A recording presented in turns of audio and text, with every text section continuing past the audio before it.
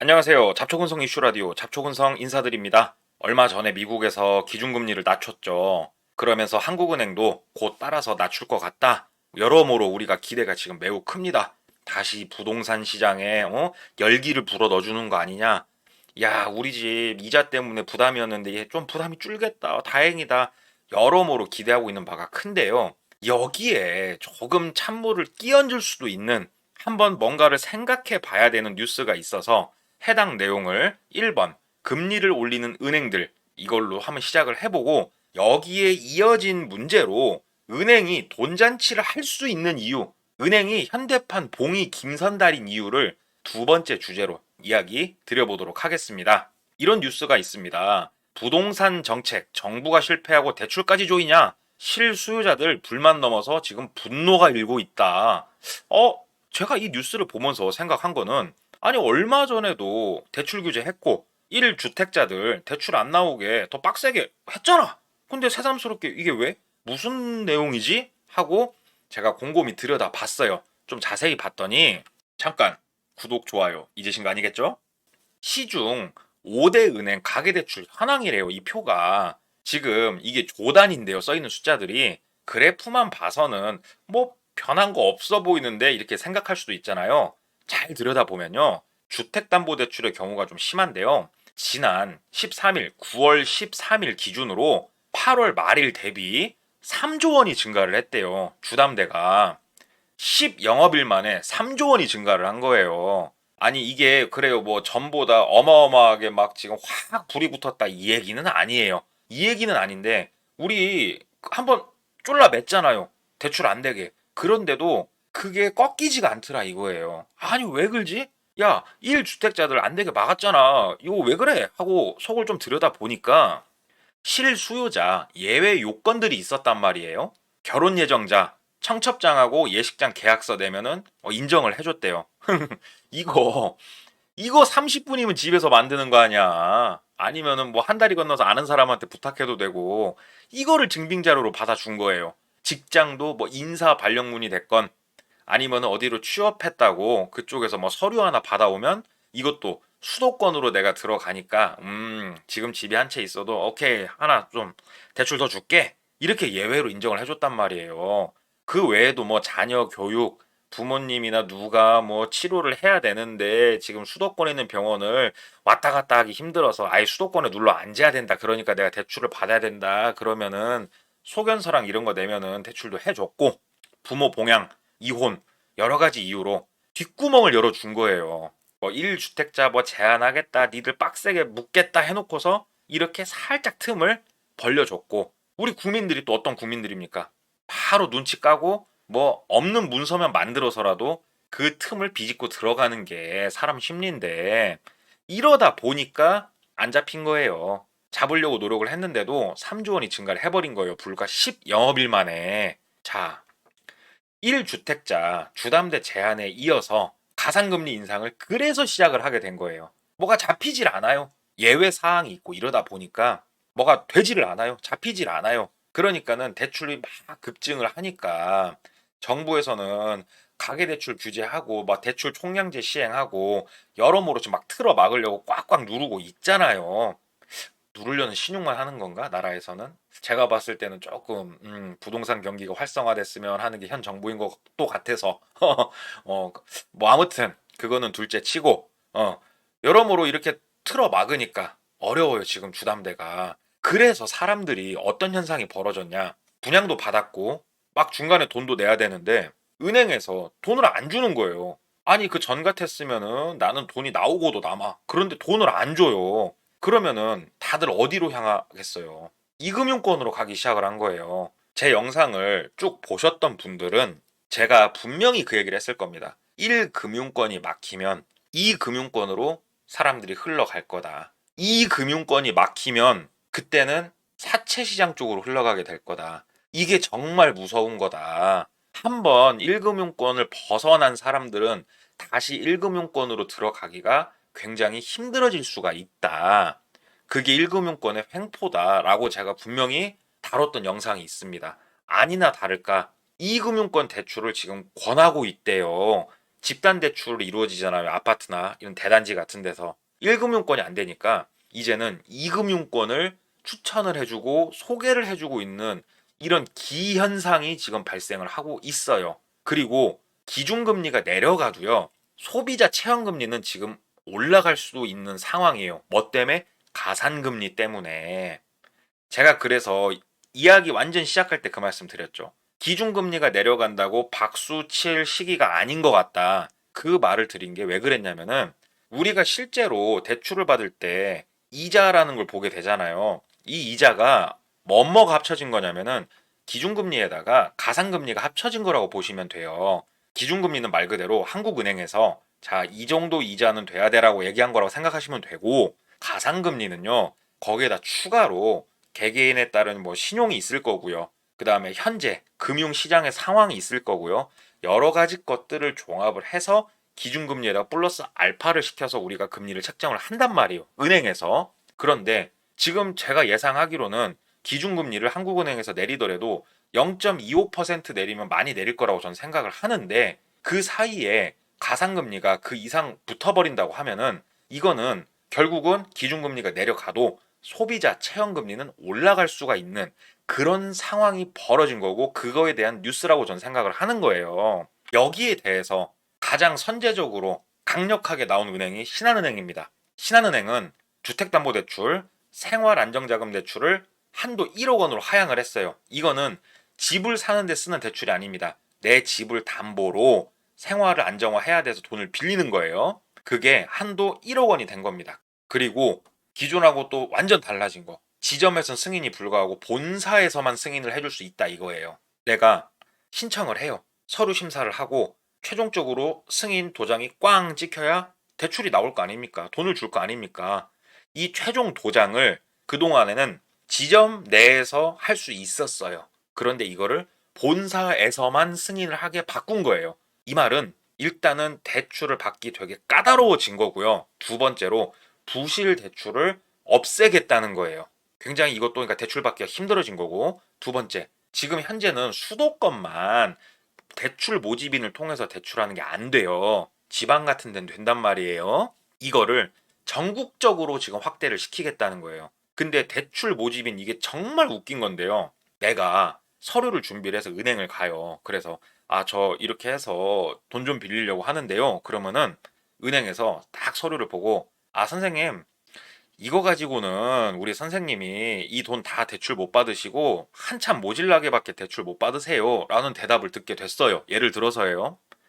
실망해서 나왔는데 어떤 대출 모집인을 소개를 받았어요. 이 대출 모집인을 통해서 똑같은 은행에 서류 접수를 하잖아요. 그러면은 내가 원하는 돈이 다 나오는 거예요. 이게 정말 웃긴 기현상이었습니다. 이런 대출 모집인을 통한 주담대 접수도 중단시킨 거예요.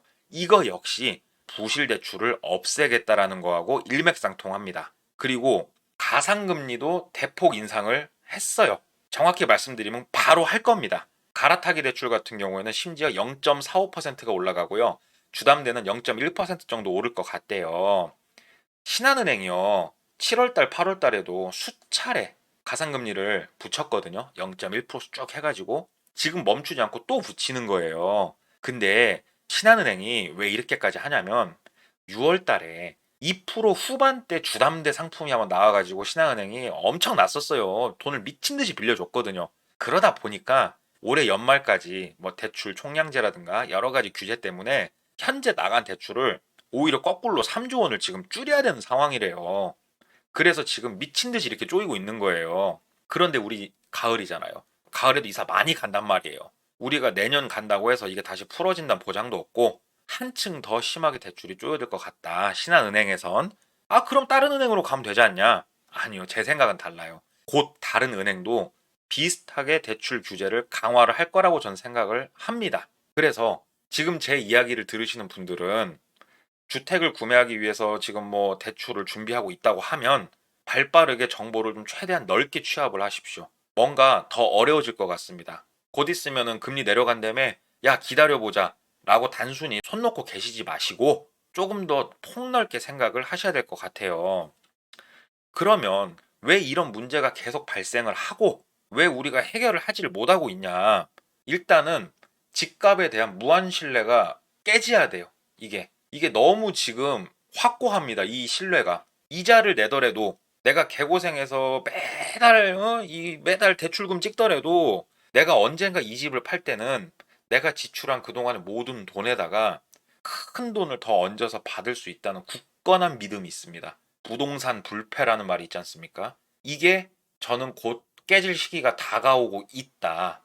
엄청 장기적으로 향후 100년을 보면은 안 깨질 수 있어도 한 번은 아래로 꽂을 시기가 됐다라고 저는 생각을 하는 거고, 그리고 사실은 규제 없이 대출을 너무 많이 해줬어요. 70% 80%씩 돈을 빌려줬잖아요. 그러다 보니까 분수에 맞지 않게 사람들이 살게 돼버렸어요. 지금 내가 가진 능력과 내가 가진 돈은 이 집을 살 수가 없는데 은행에서 이렇게 뽐뿌질을 해주니까 그 집에 들어가서 살게 됐고, 많은 사람들이 그러다 보니까 분수에 맞지 않는 그런 삶을 사는 게 당연한 게 돼버린 거예요, 지금. 이거는 문제가 반드시 터질 수밖에 없는 거고요. 그리고 앞으로 집값이 더 오를 수 있죠. 제가 아무리 이렇게 생각한다 한들. 하지만 반드시 지금 이게 막차일 수도 있어요. 막차를 타면 어떻게 되죠? 끝나는 거예요. 내 집을 누군가 사줘야 내가 돈을 벌죠. 그러니까 조금 더 기준금리 내려간다고 좋아하지만 마시고 조금 더 깊이 있게 생각을 해보셔라. 제가 이렇게 말씀을 드리는 거고요. 이런 와중에 그러면 은행이 뭐가 무서워서 그러냐고 봤더니, 야, 은행은요, 세상에 단기 순이익 한번 보십시오. 2023년도 상반기에 14조 원을 벌었고요. 올해 상반기에는 12조 원을 벌었어요. 한 1.5조 정도 줄었대요. 올해는 그래도 엄청나죠. 이렇게 돈잔치를 하면서 결국 똥줄이 타게 되는 건 우리 국민들이란 말이에요. 은행이 진짜 똑똑한 애들 같아요. 이런 거 돈 장사하는 거 보면은, 아, 얘네는 경기가 어렵든가 말든가 역시 박수치면서 있는 존재들답습니다. 그런데요, 그런 똑똑한 은행이 지금 제가 쭉 말씀드렸지 않습니까? 보수적으로 움직이기 시작을 했습니다. 이 똑똑한 존재들이 왜 보수적으로 움직이기 시작을 했을까요? 우리 한번 그건 진짜 유심히 봐야 됩니다. 뭔가 다가오고 있는 걸 수도 있습니다. 그러기에 제가 이 영상을 오늘 만든 거고요. 그리고 현재 부동산 문제에 대해서는요, 어떻게 할 수가 없어요. 이미 그 타이밍도 놓쳤고요. 정부에서 그동안, 지금 현 정부를 얘기하는 게 아닙니다. 전 정부, 그 전 정부, 전전전 정부부터 시작해가지고 어느 정도 시장 경제에다가 좀 흐름을 맡겼던 경향이 있어요. 손대기가 무섭잖아요. 정치인들은 표로 먹고 사는데. 그러다 보니까 안 돼요, 이거는. 막을 수도 없고 잘못 와버렸어요. 국민의 욕망을 누를 수도 없고요. 정부는 정부대로 손을 좀 놨어요. 어쩔 수가 없었습니다. 이제는 어느 방향으로 흘러가든 엄청나게 큰 홍역을 치르게 될 것 같고요. 그냥 우리 가족 오순도순 잘 살아보자라는 그런 분들은 그나마 좀 그래도 투기 목적성이 조금이라도 들어있다면, 아무리 가족하고 오순도순 살아도 야, 살다가 나갈 때는 집값 많이 올라 있을 거야 라고 생각한 사람들 다 투기 목적이 들어가는 겁니다. 이 사람들은 무너지는 순간이 올 거라고 저는 생각을 하는 겁니다. 그리고 이 순간은 굉장히 날카롭게 옵니다. 천천히 위험이 이렇게 다가와서 어려워지는 게 아니고 한순간에 나락으로 팍 떨어지게 될 것 같고, 이 순간은 어떠한 정책이나 노력으로 막을 수 없는, 강제적으로 막을 수 없이 진짜 무섭게 올 거라고 생각을 하기에 여기에 잘 대처를 하셔야 될 것 같고요. 자, 이런 엄청난 돈이 도는 주택담보대출 시장만 보더라도 이런 의문 혹시 가져본 적 없으세요? 야, 은행에 도대체 예금을 얼마나 해놨길래 저 돈을 빌려줄 수 있지? 우리 국민들이 예금해놓은 돈이 저렇게 컸나? 와, 신기하다. 라고 생각을 한 번쯤은 해봤을 법해요. 그래서 알아보다 보니까 이게 두 번째 주제입니다. 현대판 봉이 김선달이 은행이더라 이거예요. 이거 지금 사진은 뭐 내용이 좀 다른 겁니다만은 제가 봤을 땐 너무 비슷해서, 은행은요 전동 싱싱카를 타고 편안하게 쌩 가고요, 국민들은 무거운 짐을 등에다 짊어지고 막 가는 거예요. 이게 너무 비슷하더라 이겁니다. 그러면 은행이 왜 봉이 김선달이냐? 자, 이거는 정말 모르시는 분들이 꽤나 많더라고요, 생각보다. 은행이 가진 돈이 600원이 있다고 쳐볼게요. 그러면은 얼마를 빌려줄 수 있습니까? 사람들한테? 총 600원 빌려줄 수 있겠죠. 내가 가진 돈이 600원인데 그 이상 어떻게 빌려줘요? 그래서 6명의 사람에게 100원씩 딱 빌려주면 딱 맞죠? 가진 돈 600원, 빌려줄 수 있는 돈 600원. 근데 이게 아니에요. 실제로는요. 가진 돈이 600원이에요. 그러면 어떠한 돈의 마법이 펼쳐지면서 6명한테 900원씩 빌려줄 수가 있어요. 내가 가진 돈은 600원밖에 없는데 5,400원을 빌려줄 수가 있는 거예요. 엄청난 마법이죠. 이 마법이 뭐였냐? 은행은 지급 준비금이라는 게 있습니다. 10%의 돈만 남겨두고 나머지 돈을 다 대출해 줄 수가 있어요. 야, 그러면 아까 600원이면 60원 남겨두고 540원 빌려준다 그 얘기 아니야? 아니에요. 그게 아니고요. 계산하기 편하게 1,000원을 예로 들어볼게요. 1,000원이 있으면 지급준비금 10% 100원 남기고 900원을 대출해 줄 수가 있어요. 그럼 대출 받은 사람은 그 돈 현금으로 갖고 있어요? 아니죠. 은행에 넣어놓고 있단 말이에요. 그럼 그 은행은 900원에서 또 90원을 남기고 810원을 또 대출해 줄 수가 있어요. 이게 막 반복이 돼요. 시중 5대 은행 안에서 돌면서 이게 반복이 된단 말이에요. 그러면 정확하게 1,000원이 10,000원이 되는 마법이 펼쳐집니다. 10배가 딱 뿝니다, 돈이. 그런데 처음에 있었던 1,000원은 어디에 들어가 있죠? 지급준비금으로 은행이 가지고 있죠. 결국 시중에서 돌고 있는 돈은 실체가 없네? 가짜인 돈들이에요. 실제로는 없는 돈이 돌고 있는 거예요. 이게 이제 신용입니다. 이건 우리나라가 이상한 게 아니고 미국도 다른 나라들도 다 이렇게 하고 있어요. 이렇다 보니까 실제로는 없는데 이게 있는 것처럼 보이는 걸 돌리고 있으니까 은행은 이걸 가지고 쥐었다 폈다 하면서 웃으면서 이렇게 돈을 계속 벌 수 있는 거예요. 은행이 진짜 열심히 고객들 유치해서 예금 받아서 하시는 줄 알았죠? 이런 마법을 통해서 우리한테 가상의 뭐 사이버머니요? 이거 사이버머니 빌려주고 거기에 따른 이자 받아 먹으면서 장사를 하고 있었다 이겁니다. 근데 이거에 대해서 모르시는 분이 너무 많은 것 같아서 이거에 대한 정보를 제가 지금 두 번째로 가져왔는데 제가 아까 실체가 없다고 했죠. 실체가 없는 만큼요. 무너지는 건 정말 무섭게 한순간 무너져요. 그리고 그 순간이 지금 뭐 정책이 잘못이 됐건 그동안 우리가 너무 대한민국 국민들이 욕심이 과했건 이유는 모르겠습니다만 그 무너지는 순간이 다가오고 있다라고 느껴지기도 하고 은행도 뭔가가 있으니까 보수적으로 움직이기 시작을 한 거겠죠. 과연 그러면 이 상황을 현 정부는 어떻게 대처를 할 것인가? 어떻게 국민들에게 불편함이 가지 않도록 피해가 가지 않도록 잘 처리를 해줄 것인가? 이거에 대해서는 우리가 지켜보기도 해야겠지만 마냥 정부만 믿지 말고 우리 스스로도 조금 더 공부하고 대비하는 분명하게 그러한 것들이 필요한 시기라고 저는 생각을 해서 오늘 좀 길게 영상을 좀 제작을 해봤습니다.